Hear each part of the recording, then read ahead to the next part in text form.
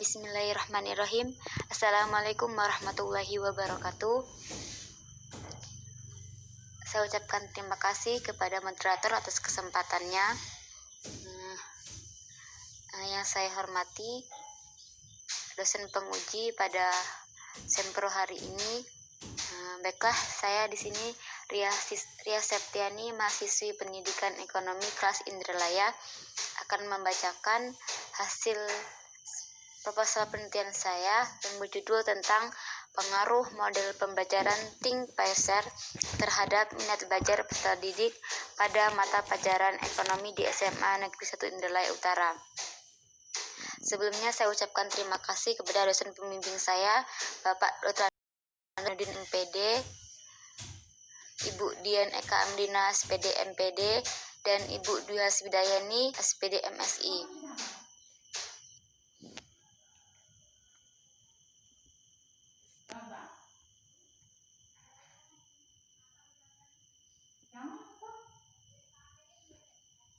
Bab 1, pendahuluan.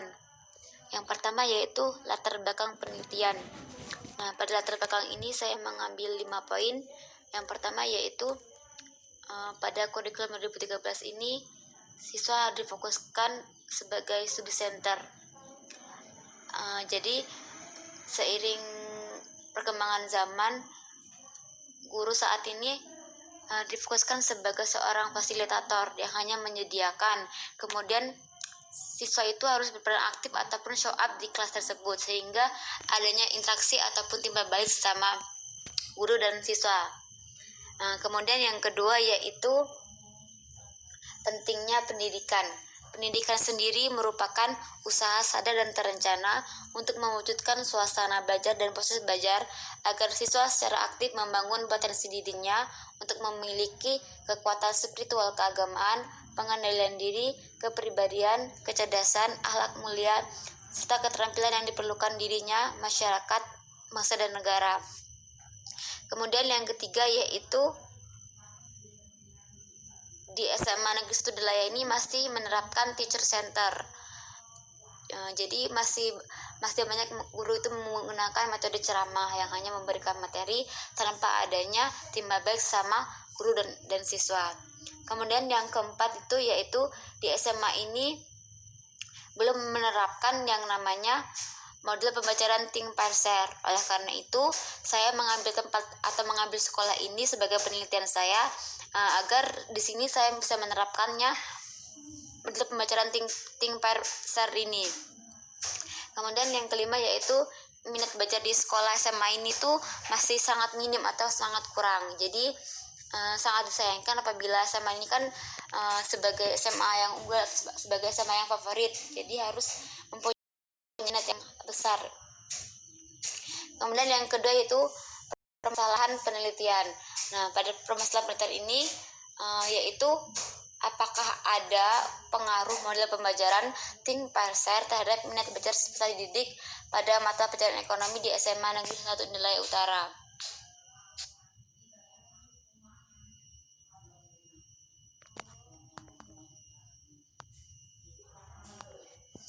Yang ketiga, tujuan penelitian yaitu untuk mendeskripsikan atau membuktikan adanya pengaruh model pembelajaran Think Pacer terhadap minat belajar peserta didik pada mata pelajaran ekonomi di SMA Negeri 1 Indralaya Utara.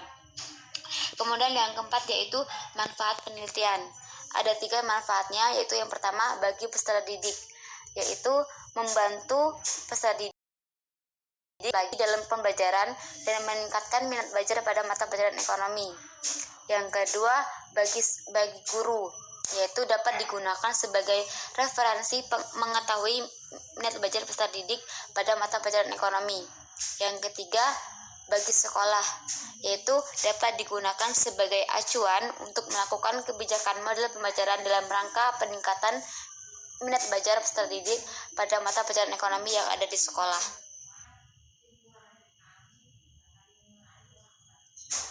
Bab 2, tinjauan pustaka. Pada bab 2 ini saya mengambil 4 teori. Yang pertama yaitu minat belajar. Menurut John M. Icole dan Hasan Sadili, Minat diartikan sebagai suatu kecenderungan dan kegairahan yang tinggi atau sebuah keinginan yang besar terhadap sesuatu hal yang juga menaruh perhatian terhadap hal tersebut.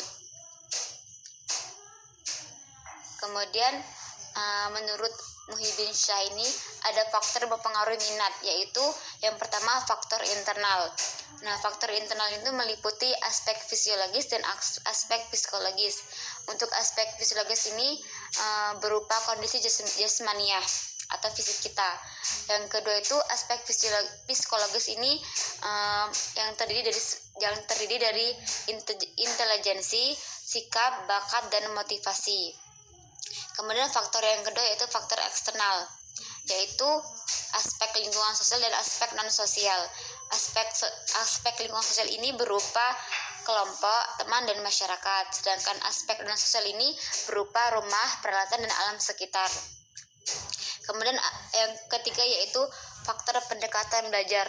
Faktor ini merupakan jenis upaya siswa untuk yang meliputi strategi ataupun metode yang digunakan mereka untuk belajar.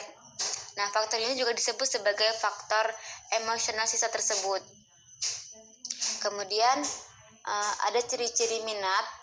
Yang pertama yaitu mempunyai rasa suka dan senang pada hal yang diminati. Yang kedua, memperhatikan dan mempelajari secara terus-menerus. Yang ketiga, selalu berpartisipasi dan aktif dalam pembelajaran. Yang keempat, mengerjakan tugas dengan baik. Yang kelima, berani tampil sebagai demonstrator. Yang keenam, memperoleh suatu kebanggaan terhadap sesuatu yang diminati. Dan untuk mengukur minat itu dengan cara guru memperhatikan siswa tersebut, kemudian dengan memberikan instrumen berupa angket, dan kemudian siswa itu menjawab atau mencentang berupa checklist pada angket tersebut. Kemudian poin yang kedua yaitu pembelajaran ekonomi. Nah, seiring dengan perkembangan zaman dan ilmu pengetahuan, muncullah ilmu yang disebut ilmu ekonomi. Nah, pada mata pelajaran ekonomi ini adalah bagian dari mata pelajaran di sekolah yang mempelajari tentang perilaku individu dan masyarakat dalam usaha memenuhi kebutuhan hidupnya. Yang kebutuhannya itu yang tak terbatas dengan alat pemuas kebutuhan yang terbatas jumlahnya.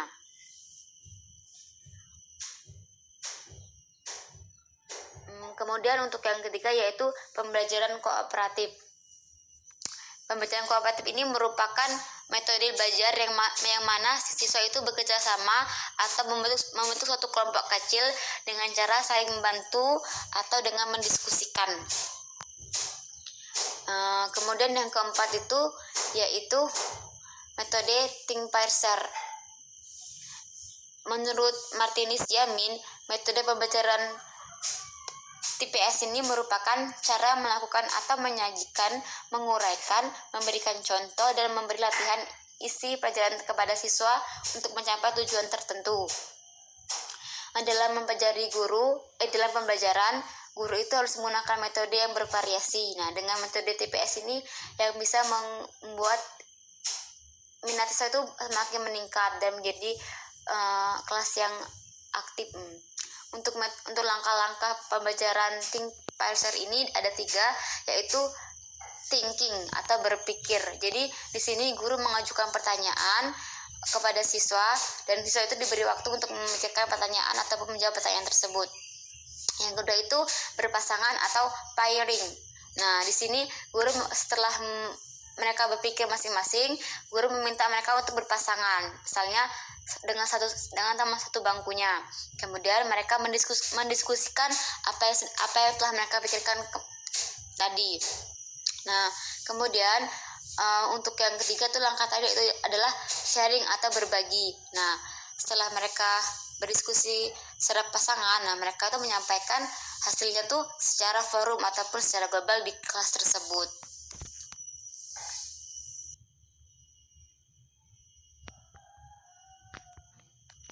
Dan untuk hasil penelitian yang relevan itu ada 4 penelitian yang saya baca ataupun yang saya.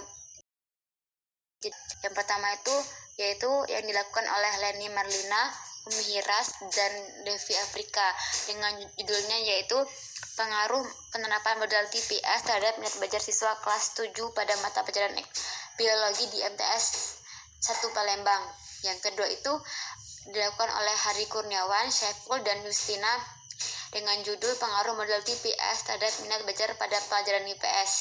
Yang ketiga itu oleh Pintor Simamora dan Asminadar Dali Muntile yang berjudul pengaruh model pembelajaran kooperatif Think Parser berbantuan peta konsep dan terhadap hasil belajar fisika siswa.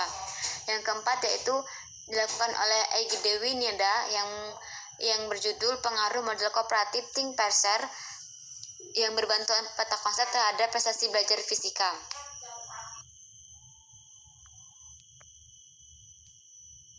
Tiga, metode penelitian. Untuk yang pertama yaitu metode penelitian.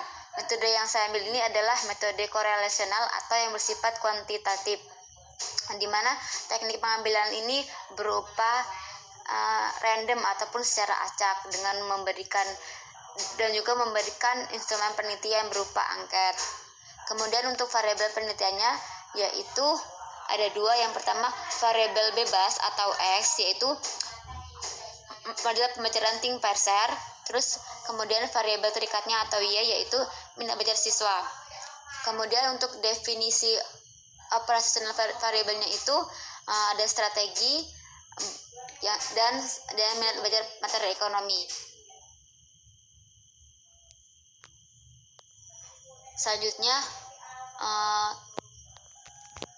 populasi penelitian, yaitu seluruh peserta didik kelas 10 IPS di SMA Negeri 1 Nilaya, terdiri dari 21 peserta didik. Kemudian untuk sampelnya yaitu karena di sini di SMA ini hanya satu kelas IPS, maka saya gunakan satu kelas IPS tersebut dengan menggunakan teknik cluster random sampling. Kemudian untuk teknik pengumpulan datanya itu ada dua, yaitu teknik angket, di mana nanti saya akan memberikan mereka di mana di sini memberikan beberapa atau pernyataan yang nanti mereka akan mencentang atau menceklis pilihan yang mereka pilih. Kemudian ada teknik dokumentasi berupa pengecekan ataupun melihat buku ataupun alat yang mereka gunakan untuk belajar. Kemudian untuk teknis analisis datanya itu ada tiga, yaitu yang pertama instrumen penelitian, yang kedua uji prahipotesis, yang ketiga uji hipotesis.